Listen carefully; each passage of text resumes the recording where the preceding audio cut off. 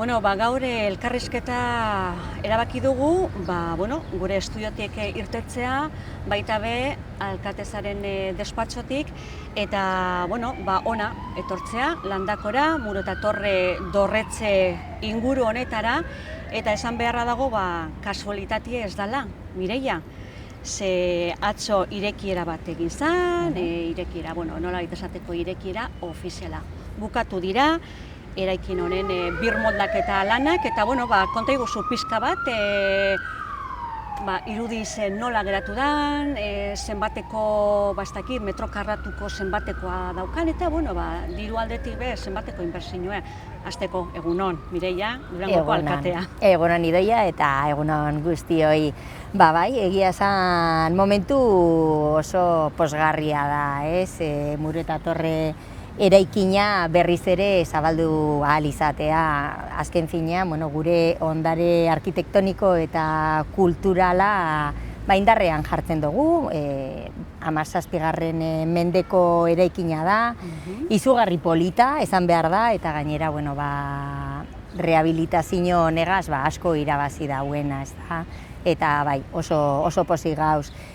Komentatzen zen duen inbertsioa, inbertsioa 2 milioi erdikoa izan da, inbertsio potentea izan da, baina uste dut emaitzak benetan merezi duela.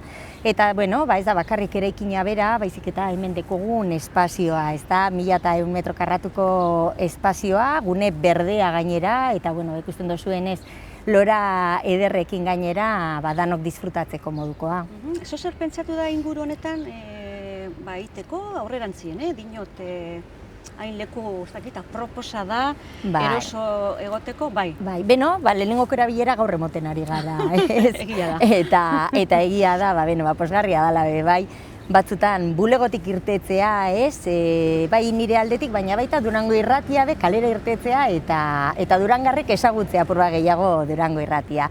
Eta gure asmoa da erabilera ematea, eta de hecho hor dekogun, hor ikusten dira espaloi batzuk moduan, eta hori dago egokituta bertan ekitaldiak egin ahal izateko kanpokaldean.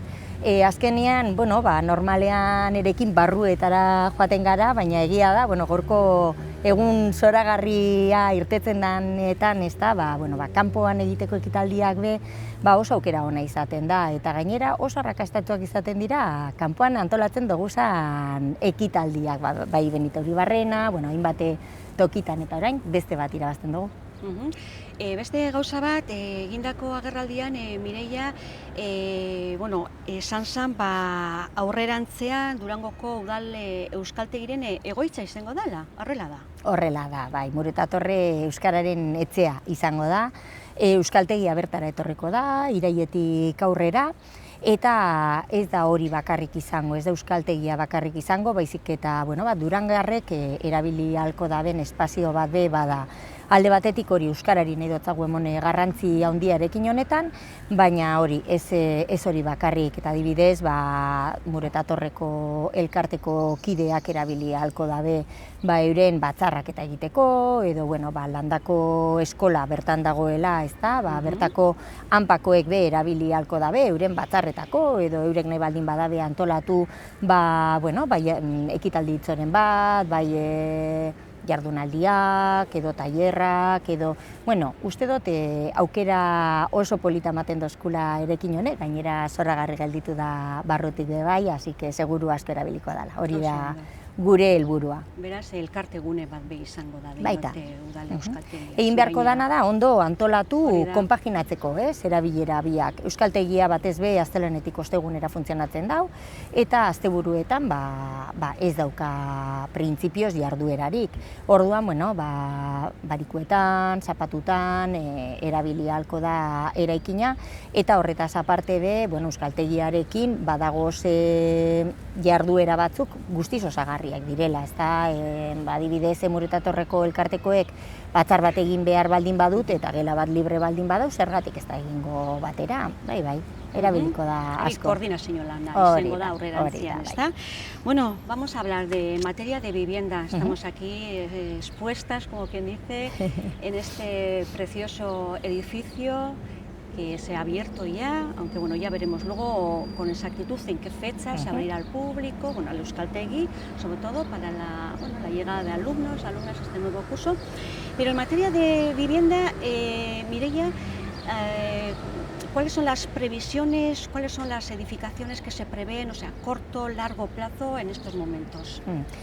Bueno, la vivienda es uno de los ámbitos que supone un mayor reto, yo diría, ¿no? En esta legislatura tenemos una gran demanda de vivienda en Durango y una de nuestras prioridades es habilitar viviendas, sobre todo de protección social, en régimen de alquiler. Esa es una de nuestras principales prioridades.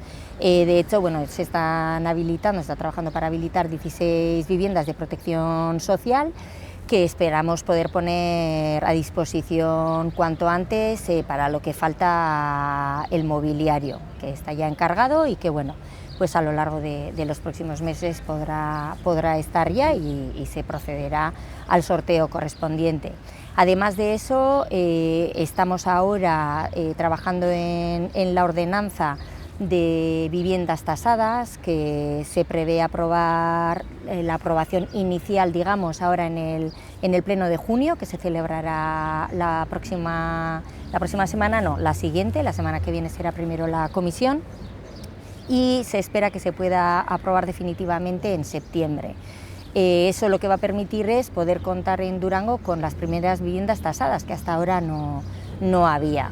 Y lo que sí tenemos clarísimo es, bueno, pues que tenemos que seguir trabajando para desarrollar todas esas viviendas, sobre todo, como decía, de protección social en alquiler, porque tenemos una elevada demanda.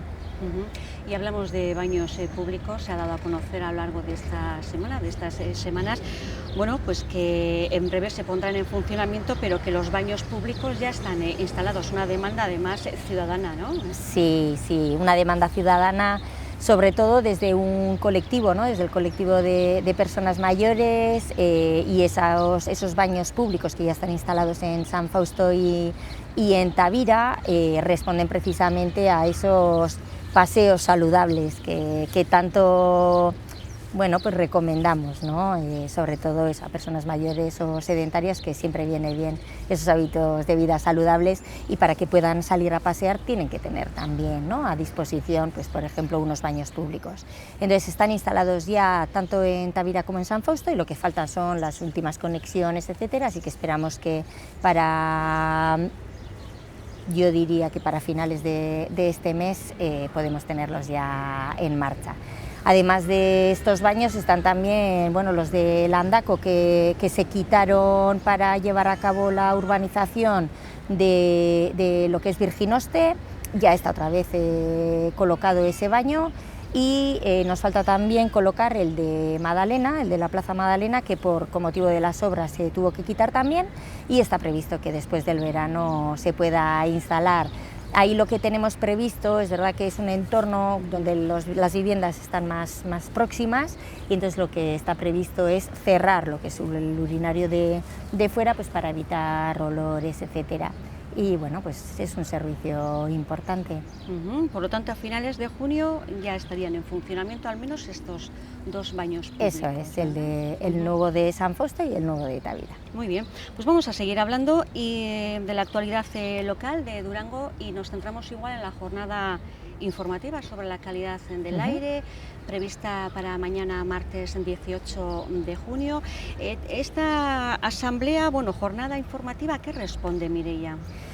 Bueno, yo creo que tenemos claro que la calidad del aire ha sido siempre una preocupación en Durango, bueno, con episodios yo creo que importantes, ¿no? Desde el 2018 se viene trabajando muy intensamente para la mejora de la calidad del aire, en colaboración con el Gobierno vasco, con el Departamento de Medio Ambiente del Gobierno vasco, también con las empresas, en lo que afecta a esas empresas, y también desde el punto de vista de la movilidad, ¿no?, dando pasos hacia una movilidad sostenible que permita mejorar esa calidad del aire. Y siempre hemos dicho que es muy importante, además de tomar medidas, informar. informar puntualmente de cuál es la realidad, ¿verdad? Entonces, bueno, pues a eso responde. Hace tiempo que solicitamos al Gobierno vasco que se llevara a cabo esta jornada conjuntamente para poder explicar todas las medidas que se han ido adoptando en los últimos años para mejorar la calidad del aire en estos ámbitos fundamentalmente, que son los que más preocupan, ¿no? El de la industria y el de la movilidad. Así que el próximo, mañana martes a las 7 de la tarde en el Salón de Plenos del Ayuntamiento de Durango estaremos conjuntamente. Estará el director de Medio Ambiente, Javier Aguirre, explicando un poco cuáles han sido los avances que se han llevado a cabo en el ámbito sobre todo de la industria, y estará el técnico también municipal, Aitor Larrucea, explicando también pues cuáles han sido los pasos que se han dado en materia de movilidad para ir mejorando esta calidad del aire. Tenemos claro que todos queremos respirar sano, ¿verdad? Así que hay que seguir dando pasos y además informar de ello. Es una jornada abierta a la ciudadanía, Mireia. Sí, por supuesto, invitamos a todos los y las durangarras a asistir. Va a ser una jornada, yo creo que interesante, donde se va a informar puntualmente de cuáles han sido las medidas que se han adoptado, cuáles han sido los resultados que se han ido consiguiendo, cuáles van a ser los próximos pasos, etcétera. Así que, todos los y las durangarras, por supuesto, invitados e invitadas a venir. Bueno, eta Mireia, urte bete Durangoko udaleko gobernu taldera iritsi zinenetik, denbora berehala joan da, imaginatzen dugu, ekaina bitartean izan zen, eta ordutik hona ze sensazio, ze nolako, ez dakit, esperientzia, erronkak, helburuak, konta iguzu pizka bat. Balorazioa oso positiboa esango nuke, ilusio handiarekin heldu ginen, urte oso honetan lan pila bat egin dugu, eta egiten jarraitzen dugu ilusio berberarekin, lehenengoko eguneko ilusioarekin. Eta egia da, hasierak beti izaten direla zailak, heltzen zarenean, aurkitzen zara, egoera batekin, eta planifikatu behar duzu dana, eta hasi lanean topera. Eta egia da, lan asko egin da gero, orain urte bat daramagula, hasi garela lehenengoko fruituak batzen nolabait, ezta? Adibidez, Durangoko pertsona nagusiak lehenengokoz bidaiatu ahal izan dira mankomunitateko beste pertsonekin, badaukagu martzan indarkeri matxistaren unitatea, badaukagu martzan baita ere etorkinei nolabaiteko aholkularitza zuzena emoteko zerbitzu bat,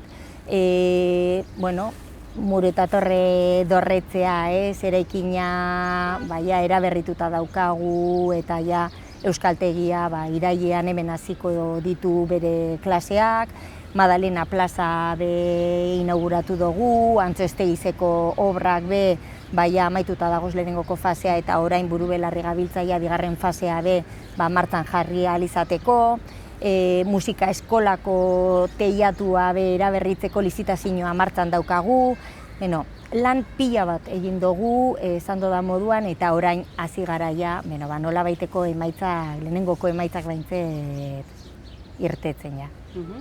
Eta gai aldatuz, bizi parke zerbitzua diputazioarekin, Bizkaiko Foru Aldundiarekin elkarlanean sorturiko proiektu bat da, azken finean bizikletak aparkatzeko gune seguruak sortzea, ezta?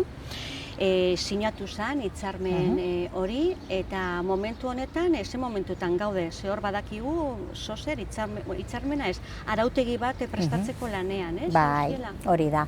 Lehen aipatu dudan moduan, mugikortasuna da, elementu edo arlo garrantzitsu bat, indartzeko nolabaiteko gure bizi kalitatea, airearen kalitatea, eta dana, ez?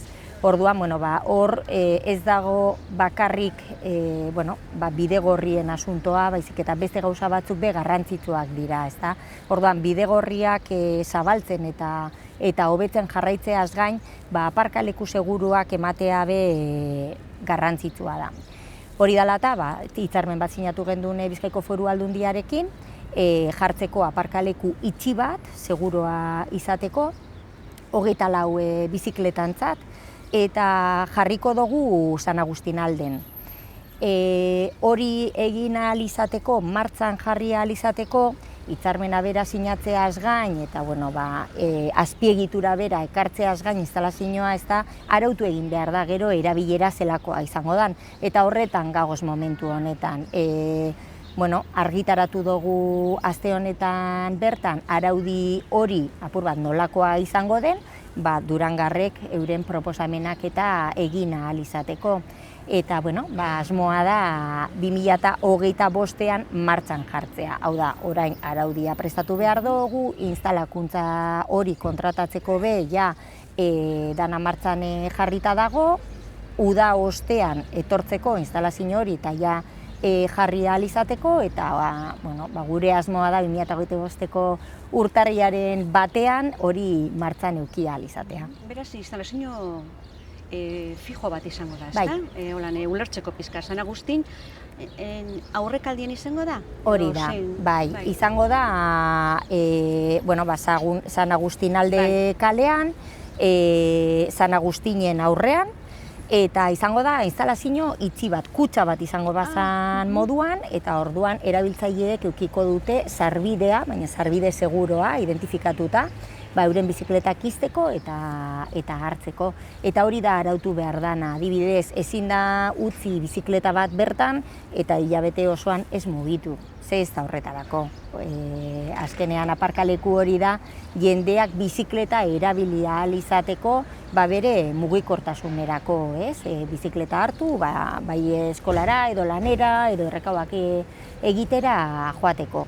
Eta egia da ilusioa egiten dozkula hori martxan jarri ahal izatea, esaten eban moduan bizikleta bultatzea da gure helburuetariko bat bai, eta hau ere garrantzitsua da. Beraz, bizit parke zerbitzu bakarra Durangaldean, ez da? Uste dut, okerrez banago? Bai, momentuz, Durangaldean segun zer dago Ermun. Izan zen lehenengotarikoa, uste dut, igual lehenengoa izan zala Ermukoa. Eta orain Durangon jartzea, gainera Durangon esan beharra dekot, gero eta jente gehiago erabiltzen dauela bizikleta, eta jarraitu behar dugula hori bultzatzen, ezta, eta erraztasunak emoten.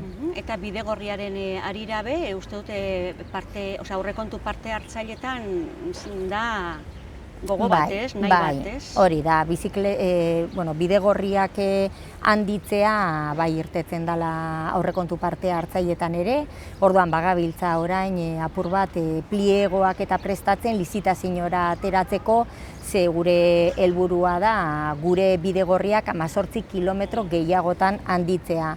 Eta horretan gabiz, hor bai garrantzitsu edo pausu garrantzitsua izango da bide berdea, trenbidea, lehen trenbidea pasatzen zen lekutik, bagabiz lanean gero hortik oinezkoak eta bizikletak pasatu ahal izateko. Orduan, bagabiltza gutxinaka gero eta errazagoa izango da eta erakargarriagoa izango da Durango bizikletan mugitzeko. Aipatu duzu Mireia bide berdea, ulertzeko nondik nora, zertaz ari gara hitz egiten? Trenbide zaharrak egiten zuen ibilbide hori errekuperatzea, ezta? Lehenengo prestatu zen proiektua lehenengo eta 3. tramoana, hau da, justo geltokitik irten da segiduan Ermodo kaleraino, eta Oieria kaletik Abadinoko mugaraino. Eta orain prestatzen ari gara proiektua, erdiko tramoarena, dala konplexuena, ze badakizu horre daukagula Mainaria ibaitik pasatzen den zubia, eta hori da tramorik konplexuena. Orain ari gara prestatzen proiektu hori, 3 hilabeteko exekuzio plazoa dauka, epea, eta gero, segiduan gure asmoa da, lehenbailen obrekin hastea. Orduan, uda ostean espero dugu obrakin hasi ahal izatea, eta benetan momentu oso garrantzitsua izango da Durangon, ze egia da, azken finean, trenak beti, banandu egin dozkula bitan, ezta? Eta trena aspaldian, 10 urte baino gehiago da, ez dala kanpotik pasatzen, orain lurperatuta pasatzen da, baina oraindik nolabait ezi hori gelditzen da, eta bide berde hori egiten dugunean guztiz desagertuko da ezi hori, eta benetan Durango egongo da dana batuta. bueno, aurrerantzien hitz egingo du, baina azkenean oinezkoek eta bizikletatunentzat be izango da bide berde hori? Bai. Bakarrik oinezkoentzako eta bizikletentzako. Gure duguna da, gero eta gehiago Durangon pertsonentzako espazio amableak ahalbidetzea, ezta? Hori da apur bat gure tonika, ez? Madalena plaza askoz irisgarriagoa da eta askoz erakargarriagoa pertsonak egoteko, Antzeztegiz kalea be lehenengoko faseak hori ahalbidetu dau, ezta? Pertsonak askoz lasaiago ibili ahal izatea, seguruago eta gustorago egon ahal izatea. Eta bide berdeak be bardina egingo dau, lehenengoz eta behin lotu herria, erraztu nolabaiteko mugimenduak, baina baita erakargarriago egin, ezta? Mugitzea oinez. Eta hori izan behar da helburu bat. Bai, azken finean gu gure duguna da Durangarrek gero eta bizikalitate hobeagoa izatea eta horrek laguntzen dau. Bueno, poliki bagoaz amaitzen, baina azken galdera bat, udan gauz, edo laster barru udan sartuko gara, eta Tadu aparkalekua hemendik gertu daukagu. Eurten zabalik egongo da? Bai, pasadan urtean eduki gendun egoera berezi bat, ezta, abuztuan Durangon ez da egoten notarik, eta klaro, Tadu ordaindu egiten da, gutxi, baina ordaindu egiten da, euro bat ordaintzen da egunean. Eta gertatzen zitzaiguna abuztuan zala, Tadu zabaltzeko ordaindu egin behar zala. Eta bestelan doainik ipintzea debekatuta zegoen, orduan zegoen itxita eta aparkatu ezinik. Egin duguna da ordenantza bat prestatu dugu, hori ahalbidetzeko, hau da, abuztuan ez dauka inolako zentzurik, otarik ez baldin badago, Tadu ez egotea erabilgarri eta ordaindu behar izatea, ez? Orduan, aurten abuztuan, Tadu zabalik eta doainik. Hori da, horrekin amaitzen dugu Mireia Altoreri Durangoko alkatea, eskerrik asko hemen gure artean izatearren eta benetan oso atsegina izan da, toki honetatik horrelako elkarrizketa bat egitea. Eskerrik asko zuei eta egun ona izan Durangar guztiok.